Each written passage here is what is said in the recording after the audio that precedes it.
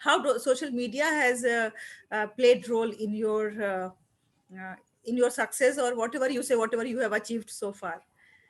तो फिर मैंने उससे ये कहा कि नहीं, मैं तो सोशल मीडिया का कोई भी कंट्रीब्यूशन इसलिए नहीं समझती हूँ कि मुझे ऐसा लगता है कि still the people have this mindset that female means beauty, the female means like something to be glorified, something to be appreciated for the appearance. तो ये तो कोई एक फीमेल फीमेल एम्पावरमेंट को सपोर्ट नहीं करता ये idea.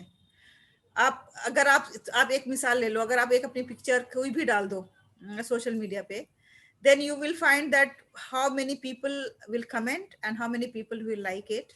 But if you are uploading any work, something if you have done, or any idea, plain idea, whatever is coming to your mind, तो आप खुद देखेंगे कि उसके बारे में जो रिएक्शन होगा, being a female the ideas are not being appreciated much. तो स्टिल ये एक स्टीरियोटाइप जो है ना वो लोगों के माइंड में है कि female means that our ideas are, अब तो काफी चेंज हो रहा है, बट मैं कुछ सेक्ट की बात कर रही हूँ कि in particular sect you will find कि वहां पे आपके आइडियाज को वो worth listening, worth paying attention to और वर्थ प्रैक्टिसिंग नहीं समझा जाता है.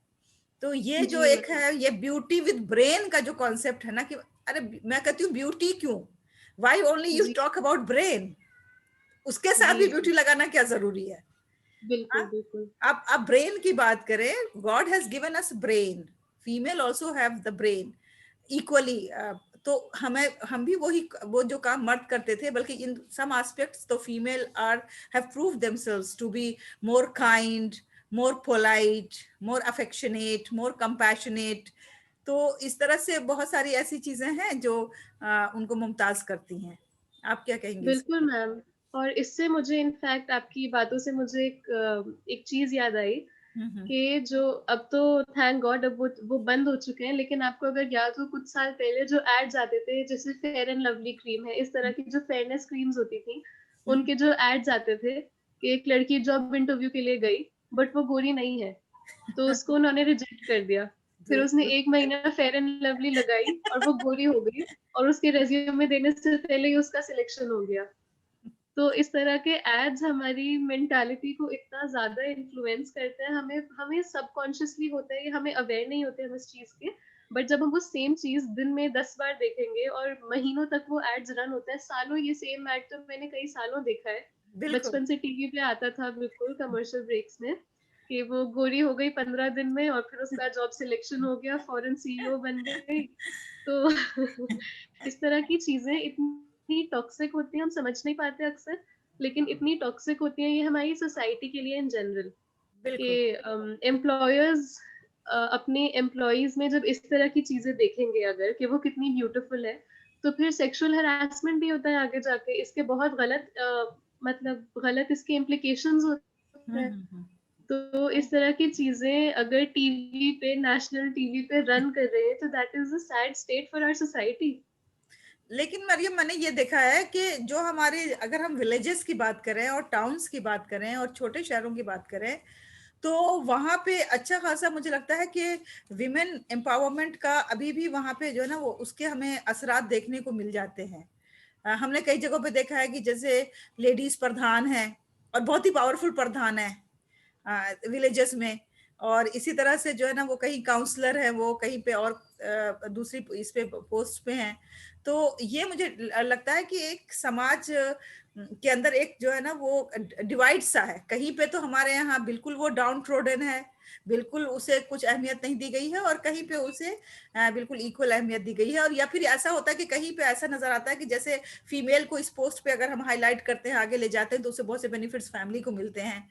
तो उस जगह पे फिर उसका वो रूप एक्सेप्ट कर लिया जाता है और उसको कहता है कि हाँ ठीक है, तो तुम जी जाओ, तुम लीडरशिप करो, तुम नेता बनो. लेकिन क्योंकि उससे उस परिवार को फायदा पहुंचने वाला है, और इस वहां पे फिर उन्हें सपोर्ट मिल जाता है.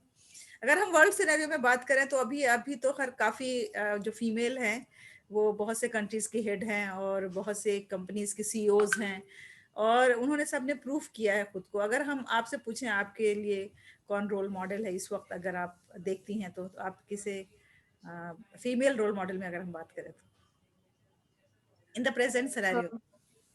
In the present scenario ma'am, अगर हम इंडियन कंटेक्स्ट की बात करते हैं, हम्म। तो फिर जैसे you might have heard the name of Gurmehar Kaur. हम्म। मैं अभी बहुत बड़े लोगों की बात नहीं कर रही हूँ, क्योंकि गुरमेहर कौर एक ऐसी है जिनको मैं एक सिमिलर बैकग्राउंड से, एक सिमिलर प्लेटफॉर्म से मैं मान सकती हूँ। उन्होंने मतलब एक कॉलेज स्टूडेंट होते हुए she made her voice heard with nothing but a YouTube video.